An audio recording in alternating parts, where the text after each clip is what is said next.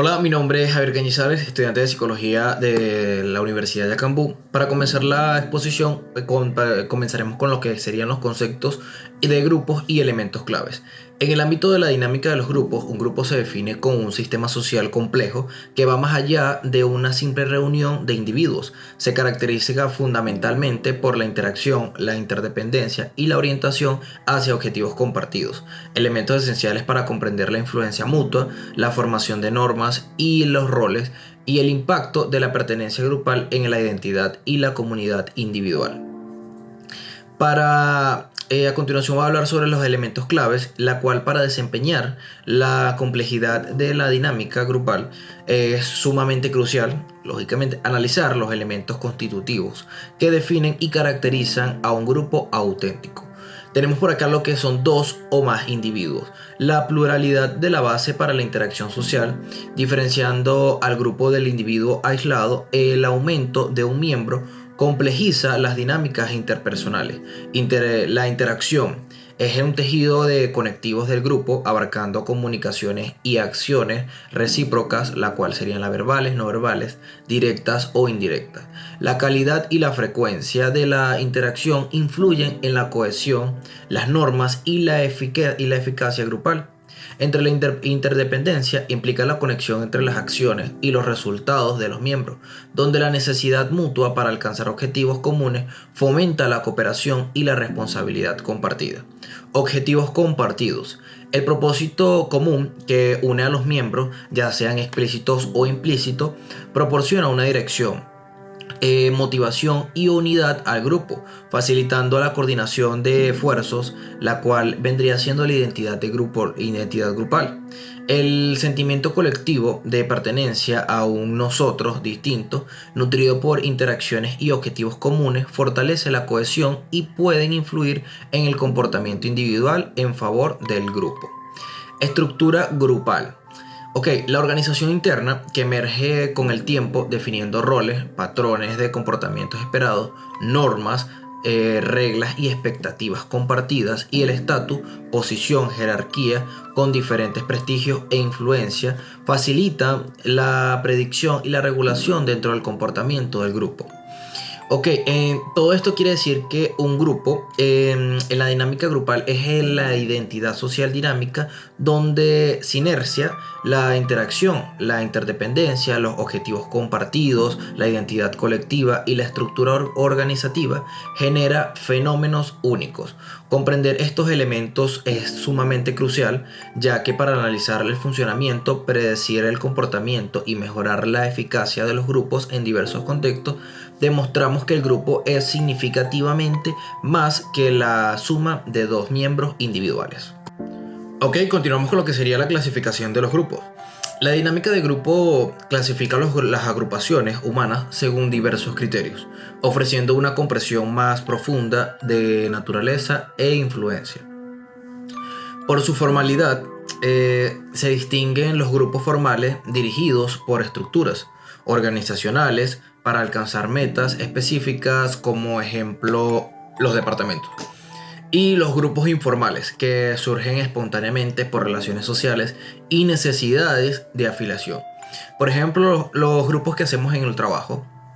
Claro, según su tamaño, los grupos pequeños permiten la interacción directa y el desarrollo de los lazos personales, mientras que los grupos grandes dificultan la interacción y pueden generar subgrupos, ejemplo, grandes organizaciones. Por su duración, los grupos temporales se forman para su propósito específico y se disuelven al alcanzarlos, en contraste con los grupos permanentes que tienen una existencia continua. Ejemplo, nuestra familia. La influencia clasificación de Charles Horton por el tipo de relación distingue los grupos primarios, caracterizados por la relación íntima, personales y duraderas, con las interacciones directas y fuertes sentidos de la pertenencia, ejemplo entre familias, amigos más cercanos o relación amorosa. De los grupos secundarios, con los que se relacionan más impersonales, formales y orientadas a objetivos específicos. Ok, finalmente, según las perspectivas del individuo, los grupos de pertenencia son aquellos a los que se pertenece activamente, mientras que los grupos de referencia sirven como modelos para evaluar actividades y comportamientos, independientemente de la pertenencia. Es crucial, sumamente importante entender que estas categorías no son excluyentes y un mismo grupo puede pertenecer a varias clasificaciones simultáneas. Esta diversidad de criterios enriquece el la comprensión de la complejidad de la dinámica grupal. Elementos estructurales de los grupos. Los elementos estructurales son componentes relativamente estables que organizan interpretamente un grupo e influyen en la interacción y el funcionamiento de sus miembros. Los roles los definen los comportamientos esperados según la posición del grupo. Pudieran ser formas asignadas o informales, emergentes. La claridad de los roles es vital para la eficiencia, mientras que la ambigüedad o el conflicto generan la tensión.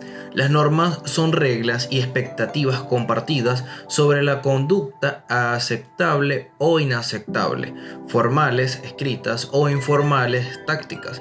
Facilitando la supervivencia, aumenta la predictibilidad, reducen la ambigüedad y reflejan los valores del grupo. Su cumplimiento genera aceptación, mientras que su velocidad puede llevar a sanciones. El estatus de la posición jerárquica dentro del grupo basa a prestigio de influencia otorgada en los miembros. Los diferentes de estatus impactan en la comunidad y la toma de decisiones. La cogresión de estatus fomenta la cohesión, y la cohesión es la atracción mutua y el deseo de permanecer en un grupo, influenciado por la similitud, el tamaño, menor tamaño o mayor cohesión, el éxito y las amenazas externas. Los grupos cohesivos tienden a tener mejor comunicación y participan. El tamaño del grupo afecta a la interacción y a la dinámica. Grupos pequeños facilitan la comunicación directa, que puede carecer de diversidad, mientras que los grupos mucho más grandes ofrecen diversidad pero complejizan la comunicación. Las redes de la comunicación describen el flujo de la información. Pudieran ser centralizadas a través del líder o descentralizadas, libre de flujo. La estructura de la red influye en la velocidad, influencia y satisfacción de la comunicación.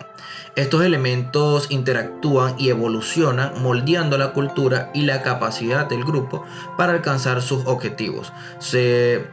Su comprensión de las claves para los análisis y la gestión eficaz de la dinámica grupal. Ok, continuamos con lo que sería la psicología de los grupos, sus enfoques y sus pioneros. La psicología de los grupos o dinámica de grupos es una rama de la psicología social que estudia la naturaleza, desarrollo, conducta y los miembros relacionados intergrupales y procesos internos de los grupos, buscando entender por qué y cómo los individuos se influyen mutuamente y cómo los grupos impactan el comportamiento individual y social, examinando la formación, estructura, roles, normas, estatus, cohesión y comunicación, los procesos de comunicación, decisión, liderazgo, influencia, conflicto, cooperación y rendimiento, y las relaciones intergrupales, prejuicios, discriminación y colaboración. En el impacto del grupo en el individuo, identidad, pertenencia y apoyo. Diversos enfoques teóricos han moldeado la disciplina, la cual tendríamos como ejemplo lo que es la teoría del campo de Kurt Lewin. Enfatiza la interacción de persona-ambiente, introduciendo conceptos como espacio vital y la investigación-acción. Teorías también como la de identidad social de Teichik y Turner se centran como la pertenencia grupal influye en la identidad y las relaciones intergrupales, llevando al favoritismo endogrupal y al sesgo exogrupal.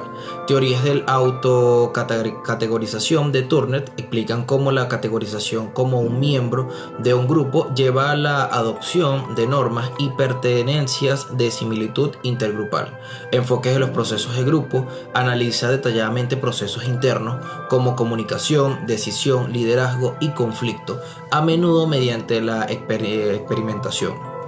Enfoques de los sistemas sociales consideran al grupo como un sistema complejo, como interacción de miembros en torno, influyentes. Enfoques clínicos y terapéuticos aplican principios de dinámica grupal para facilitar el cambio de terapia grupal. Entre los pioneros también tenemos lo que vendría siendo los que más destacan para mí, lo que es Gustav Le Bon. Influye el estudio de comportamiento colectivo, psicólogo, la psicología de las masas. Williams, también autor como uno de los pioneros textos de psicología social con secciones sobre la mente grupal. Fudi Olper enfatizó el individuo dentro del grupo, criticando la mente grupal. Musaffer Sherfield reconoció por sus estudios sobre el conflicto y la cooperación intergrupal. Jacob Moreno desarrolló de psicodrama y la socioquidrama. Y también tenemos lo que vendría siendo el Irving Yalom, influyente en la psicoterapia de grupo. Estos pioneros establecieron, ¿cierto?, las bases para una disciplina que sigue siendo crucial actualmente para comprender el comportamiento social y el comportamiento grupal. Ok, y continuamos con lo que vendría siendo dónde podríamos aplicar las terapias grupales. Ok, las terapias grupales es una modalidad terapéutica versátil y eficaz, aprovechando la interacción colectiva para la sanación, el aprendizaje y el crecimiento personal en diversos contextos y problemáticas. En la salud mental abordan en los trastornos del estado de ánimo, lo que vendría siendo la ansiedad, la alimentación, la personalidad, los psicóticos, el TOC, el TEC, problemas de autoestima, duelo de pérdida, ofreciendo apoyo y estrategias compartidas. En adicciones son cruciales para el tratamiento del abuso de sustancias, juegos patológicos y adicciones conductuales. Proporcionan un sistema de apoyo para la recuperación y la prevención de recaídas. También tenemos lo que vendría siendo para los problemas de relación y habilidades sociales, facilitando la mejora de la comunicación, la advertencia, la resolución, los conflictos, el manejo del aislamiento y la ansiedad social. Los grupos de apoyo también sirven y unen a personas con experiencias vitales similares, con enfermedades crónicas, cuidados de familiares enfermos, traumas o crianzas de niños con necesidades especiales, brindando aquel consuelo o información necesaria. En el ámbito educativo, intervienen en el acoso escolar, desarrollan habilidades sociales en los jóvenes y apoyan a estudiantes con dificultades. En el ámbito laboral, también podríamos verlo, la cual ayuda más que todo a manejar el estrés, desarrollar un buen liderazgo y trabajar en equipo y resolver varios conflictos. Para el crecimiento personal también ofrecen espacios para el autoconocimiento y la mejora de la inteligencia emocional. Los beneficios claves también influyen en el apoyo social y en la pertenencia, aprendizaje interpersonal, retroalimentación, tenemos también lo que sería el desarrollo de habilidades sociales, modelado universalidad de la experiencia, infusión de esperanza, altruismo y rentabilidad. Ok, este tipo de terapias grupales son herramientas sumamente poderosas y fundamentales y accesibles, ya que a través de las conexiones humanas y el aprendizaje colectivo fomentan la sanación emocional y el desarrollo personal y el fortalecimiento también de las relaciones, la cual su amplia amplicidad y sus numerosos beneficios las convierten en un recurso esencial en la salud mental y en el bienestar para todos nosotros. Mi nombre es Ana Julia Fernández y en esta oportunidad voy a continuar hablando sobre los procesos que se dan dentro de las dinámicas de grupo y cómo estos evolucionan. Entonces, para definir estos procesos nos vamos a encontrar con un concepto que dice que se refiere al estudio de las fuerzas que actúan en un grupo, los procesos internos y los patrones de interacción que influyen en su comportamiento y en su desarrollo. Para entender esto un poco mejor, vamos a imaginar un grupo. Puede ser un grupo familiar, un grupo laboral, unos amigos, etc. Aquí debemos entender que los grupos nunca permanecen tranquilos. O sea, Siempre hay algo ocurriendo por debajo de la superficie. Entonces, esto que ocurre podemos entenderlo como las dinámicas de los grupos. Con esto me refiero a cómo interactúan sus miembros, cómo se relacionan entre sí y cómo evolucionan en el tiempo. Es básicamente entender el por qué y el cómo del comportamiento grupal. Entonces, no podemos hablar de esto sin mencionar el modelo de desarrollo grupal de Tuckman. Este modelo nos indica o nos muestra como un mapa de procesos por los cuales pasan los grupos antes de poder llegar a una fase que se considere súper productiva. Entonces, para esto tenemos, como lo vemos acá en la presentación, distintas fases o distintas etapas. Una de ellas, la primera, siendo la formación. Aquí, en esta etapa, pues nos encontramos con incertidumbre. El grupo está, los integrantes del grupo están en búsqueda de esa aceptación, es decir, están buscando de encajar en ese grupo. Es esa fase donde cada uno está entendiendo y conociendo su rol dentro del grupo. ¿Quién soy yo aquí? Luego tenemos la fase del conflicto, también conocida en inglés como storming. Y en esta fase aparecen los desacuerdos, las resistencias al liderazgo, a las normas. Entonces es una etapa un poquito incómoda, pero es crucial para que dentro del grupo se formen o se establezcan los distintos roles de cada quien. Luego tenemos la fase de normalización o norming, y acá es donde se establecen las normas, los roles ya de una manera más directa. Aquí normalmente en esta fase la gente debería sentirse un poquito más cómoda y ya comenzar a acoplarse dentro del grupo. De ahí pasamos a la fase de desempeño. Esta fase de desempeño, o llamada en inglés performing, es una fase donde todos los miembros del grupo están centrados en el logro de objetivos, en el logro de la tarea, en el logro en ser eficientes. Aquí todo el mundo colabora, cada uno de los miembros del grupo colaboran y todo fluye en pro de lograr ese objetivo común que los une en un principio. Luego pasamos a la fase de disolución o adjourning. Y aquí es cuando se termina la tarea, cuando ya se logra el objetivo, o bien cuando se termina el grupo, se separa el grupo. Esta fase pues ya sería el cierre del ciclo. Entonces, ¿por qué es importantísimo entender estas fases? Porque entendiéndolas nosotros podemos ayudar a los grupos a que las sobrelleven de mejor manera, a que logren sus metas de una manera más efectiva y bueno, a que entiendan por qué está sucediendo lo que puede estar sucediendo en determinado punto de la formación del grupo o de la consolidación del grupo. Después de haber entendido las distintas fases por las que pasa un grupo para poder llegar a su consolidación y culminar ese ciclo que lo lleva a convertirse en un grupo, vamos a movernos hacia la psicoterapia de los grupos.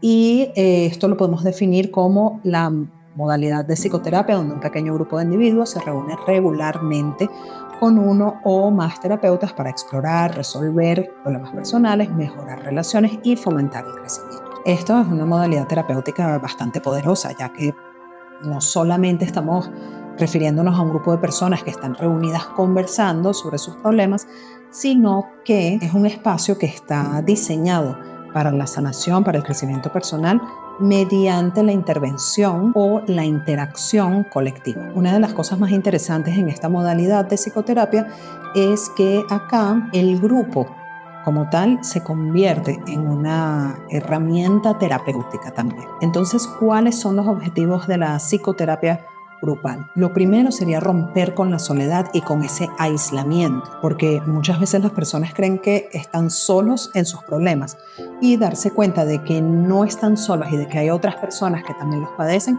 puede ayudar a abrirse, a conversar sobre ellos y a abordarlos de una manera diferente. También con este tipo de psicoterapia se busca desarrollar nuevas habilidades sociales, habilidades de afrontamiento, y algo que es muy muy importante es que se busca ese apoyo de iguales.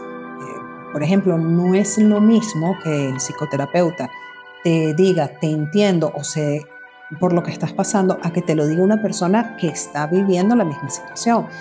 Muchas veces las cosas se reciben de otra manera cuando una persona que está pasando por lo mismo lo habla Entonces es más fácil para el otro, el que lo escucha, aceptar de repente la indicación si viene de una persona que ya lo vivió, a diferencia que si viene de alguien que realmente no ha estado en sus zapatos. Y bueno, también es un lugar bastante seguro donde tú puedes explorar los patrones de comportamiento que probablemente estés haciendo fuera del grupo, pero en este caso, al hacerlos en el grupo, puedes detectarlos y tener la oportunidad de tomar acción y modificarlos. Y bueno, ya que estamos hablando de los beneficios de la terapia grupal y los objetivos, no podemos dejar de mencionar a Irving Yalom, quien identificó elementos que hacen de la terapia de grupo algo bastante especial. Para nombrar algunos de estos elementos tenemos la universalidad.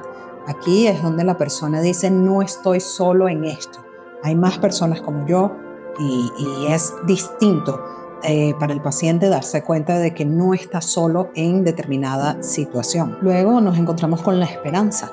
Esto hace referencia a que cuando la persona ve que otros miembros del grupo están logrando avances, se están recuperando, mejorando, pues eso los motiva a seguir adelante, eso les genera optimismo y ganas de continuar. Luego también tenemos el altruismo.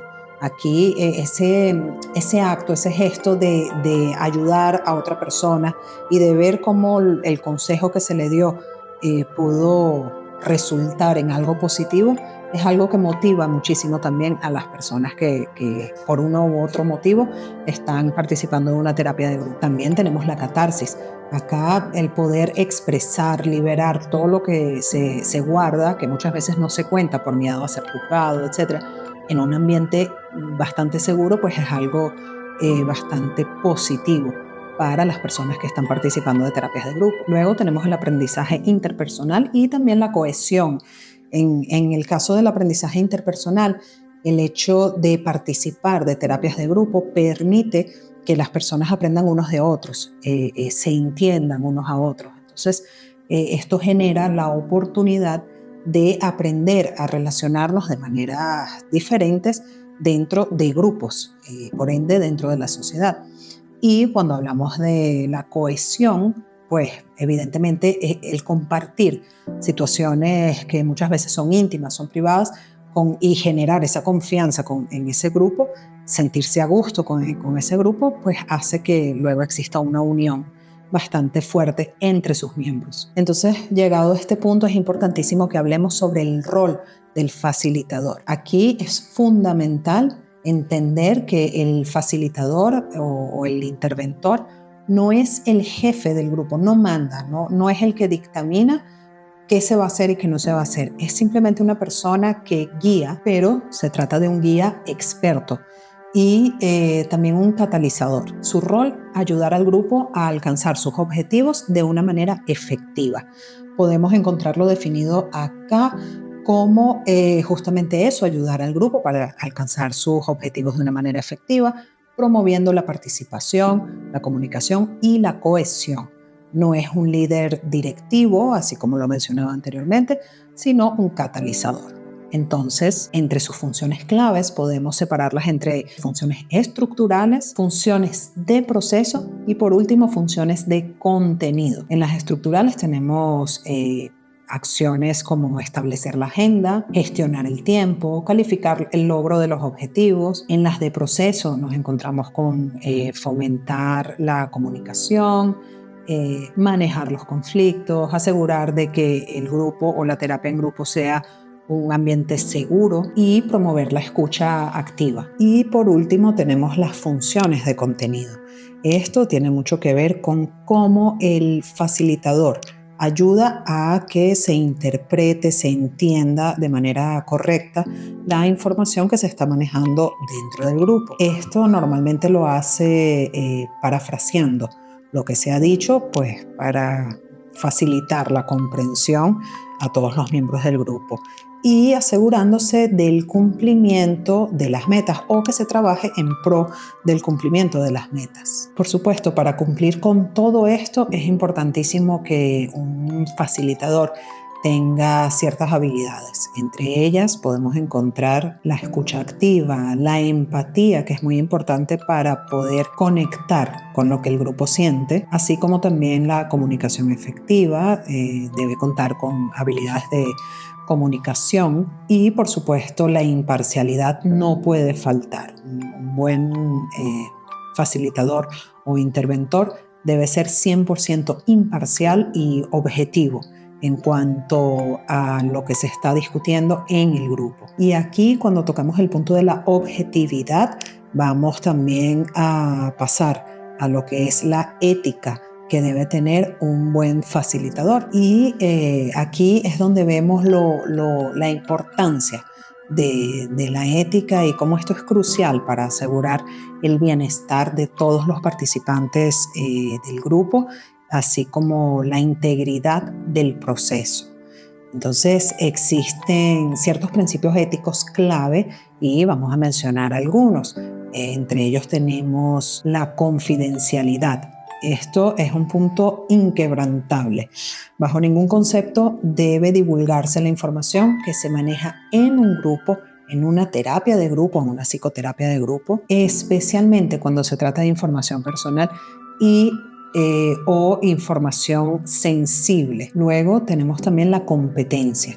Un facilitador debe actuar siempre dentro de los límites de su preparación, de su nivel de instrucción, de sus habilidades y de su experiencia. Es importante que el facilitador no pretenda ser experto en algo que no lo es. No todos somos expertos en todo.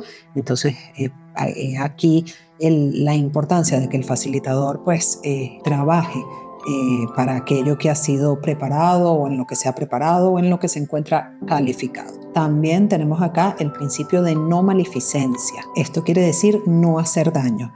Acá la prioridad en una psicoterapia de grupo debe ser no hacer daño a ninguno de los participantes, entrando o ahondando en temas que se identifique que puede ocasionar algún daño a la persona. Y bueno, ligado a esto tenemos la beneficencia. Acá es todo lo contrario. Se trata de actuar siempre con la intención de hacer el mayor bien posible al grupo como un todo y a los miembros del grupo de manera individual. Adicional a esto tenemos la imparcialidad y la objetividad. Acá es importantísimo que los facilitadores dejen de lado cualquier tipo de prejuicio, favoritismo, interés personal, etcétera, para ser 100% imparciales en cuanto a los miembros del grupo y las dinámicas que allí se desarrollan. Otro de los principios éticos que se debe manejar en la psicoterapia de grupos es el consentimiento informado. Acá es importantísimo que las personas sepan de qué trata exactamente la dinámica de grupo, el grupo como tal, todos los procesos que se manejan allí antes de poder consentir o decir que sí quieren pertenecer a ese grupo. Y finalmente pues tenemos los límites de la relación. Es fundamental que los miembros del grupo, tanto los miembros del grupo como el facilitador, entiendan los límites que los unen o la relación que los une.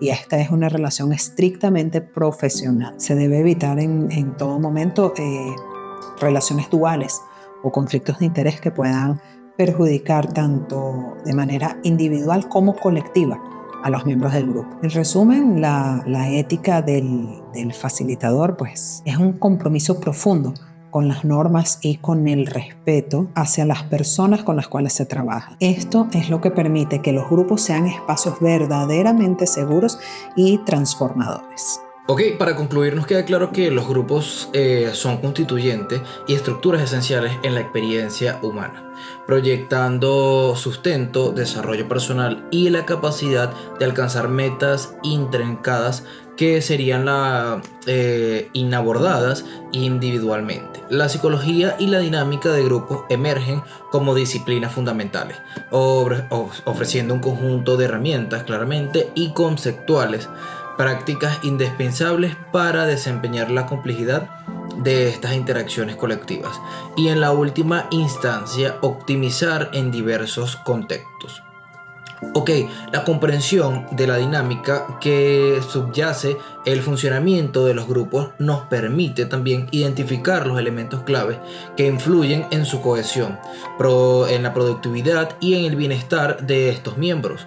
Elementos como los roles desempeñados, las normas que rigen en la conducta, la distribución del estatus, el nivel de cohesión alcanzado, el tamaño del grupo y las redes de comunicación establecidas configuran la arquitectura interna del grupo y determinan en gran medida su eficacia y su calidad de las relaciones interpersonales que sean desarrolladas en su seno. Muchísimas gracias, espero que les haya gustado. Esto fue todo.